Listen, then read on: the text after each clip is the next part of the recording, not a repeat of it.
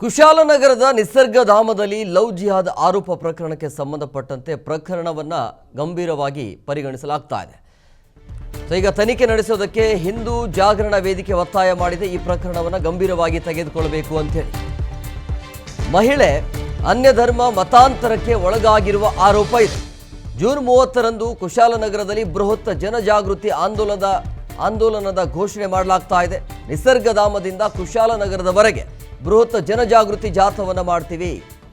ಮಡಿಕೇರಿಯಲ್ಲಿ ಹಿಂದೂ ಜಾಗರಣ ವೇದಿಕೆ ಸಂಯೋಜಕರಾಗಿರುವಂಥ ಭೋಜೇಗೌಡ ಇದರ ಬಗ್ಗೆ ಮಾಹಿತಿಯನ್ನು ಕೊಟ್ಟಿದ್ದಾರೆ. ಸಮಗ್ರ ತನಿಖೆ ನಡೆಸಲು ಪೊಲೀಸರಿಗೆ ಹಿಂದೂ ಜಾಗರಣ ವೇದಿಕೆ ಈ ರೀತಿಯಾಗಿ ಆಗ್ರಹ ಮಾಡಿರೋದು.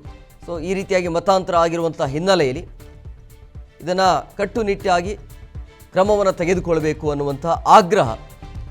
ಮುಂದಿನ ದಿನಮಾನಗಳಲ್ಲಿ ದೊಡ್ಡ ಮಟ್ಟದಲ್ಲಿ ಹೋರಾಟವನ್ನು ಮಾಡ್ತೀವಿ ಅಂಥೇಳಿ ಹೋರಾಟದ ಎಚ್ಚರಿಕೆಯನ್ನು ಹಿಂದೂ ಜಾಗರಣ ವೇದಿಕೆ ಕೊಡ್ತಾ ಇದೆ.